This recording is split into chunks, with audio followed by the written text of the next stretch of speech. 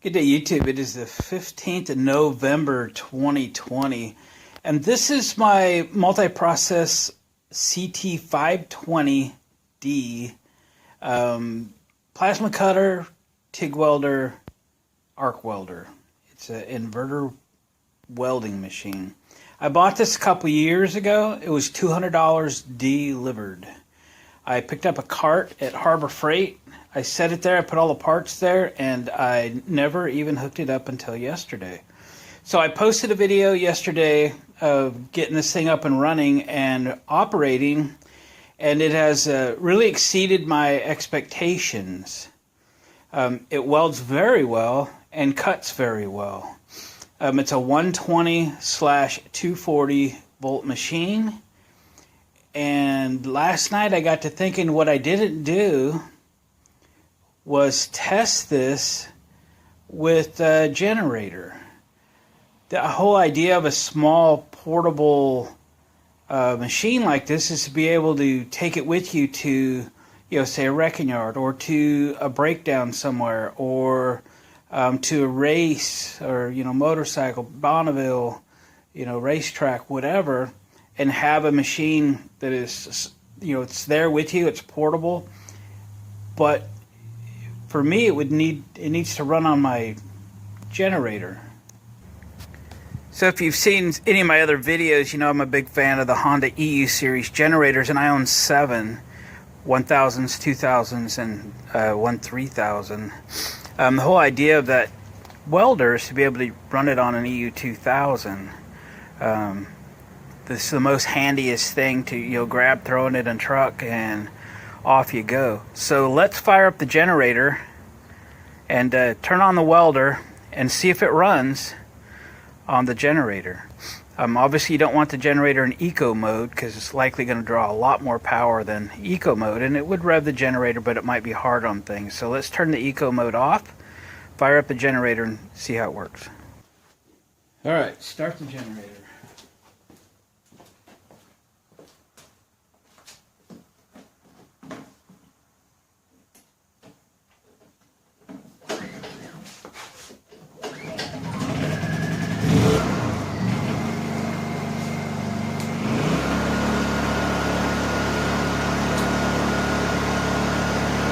Plug in some air. Turn on the welder. Let me move you back here a bit. Make sure you can still see what's going on.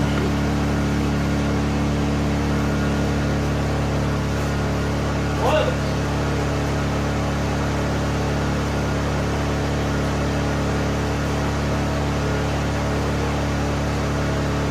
Sorry, I forgot my gloves. I am currently set up for welding. So let's go to welding. Alright, here we go.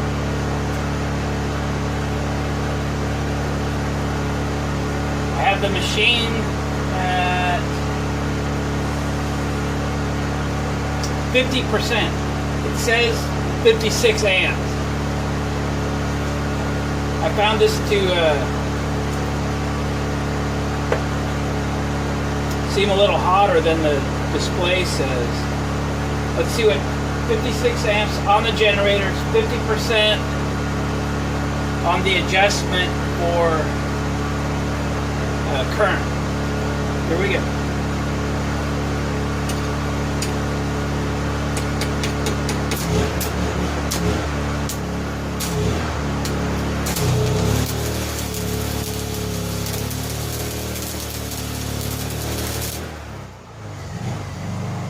Alright, there's your answer. Not going to do it on a 2000.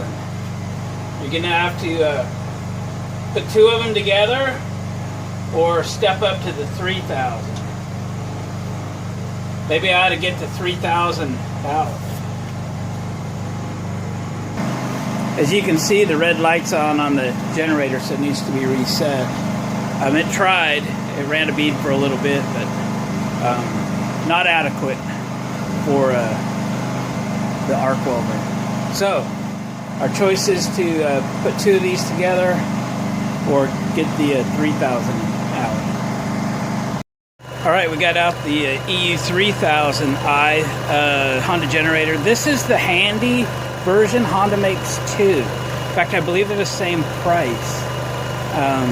The handy version weighs 75 pounds roughly. The other version weighs about 150 roughly. Significant difference in the weight. If you've got to wrestle this thing by yourself, and the fact that this comes with wheels and a fold-out handle on the back, this handle here just comes up and you're walking around like a hand truck. It is very handy, pun intended, generator. I can lift this in the back of the truck. The other version, not. I can't do it. I understand the differences are this one has a slightly smaller engine, a much smaller gas tank, not quite the output of the other 3000. The other 3000's got a little more output, significantly bigger fuel tank, and slightly bigger engine, so it has a lot more run time. So you kind of got to weigh what your needs are. Pick your 3000. I picked this one. What a sweetheart it is. Very, very nice. All right, let's see if it works on this one. Okay, turn the machine on.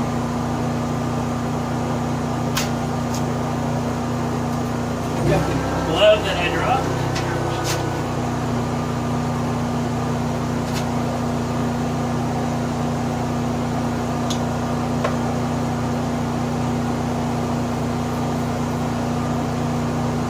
All right, see if she welds.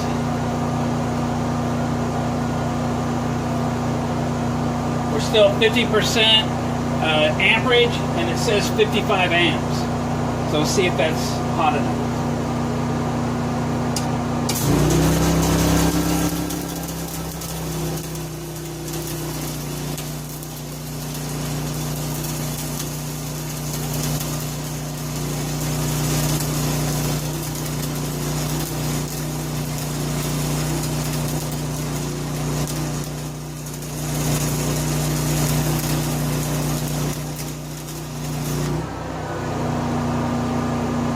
There we go.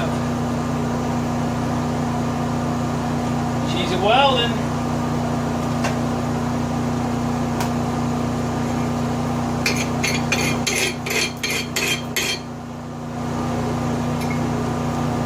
Now this piece of metal was just covered in slag. It's something I was doing some production welding on.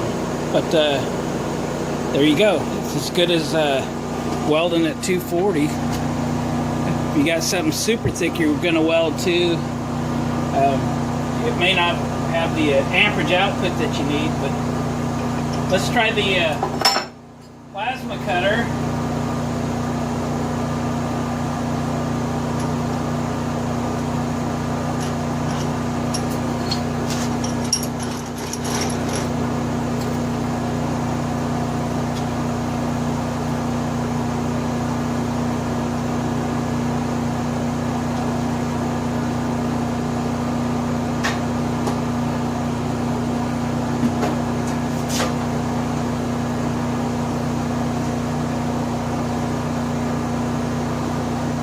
Flip the switch to cut. We're going to crank it all the way up.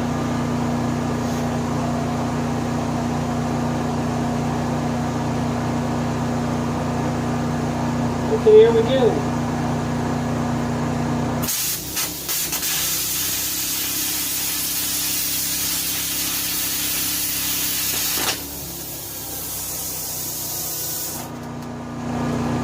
Ain't no problem. Ain't no problem. We got it.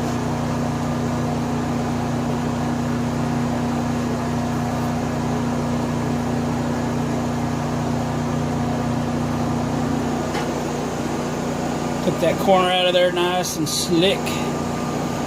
So that's the question that I had, and maybe y'all had the same questions. Will this thing run on my generator? Well, I wanted to know in case the opportunity ever arose, and now I know I can't weld or cut with the EU2000, But the EU 3000, not a problem. Not a problem. We can do it. Or we can tie a couple of 2000s together.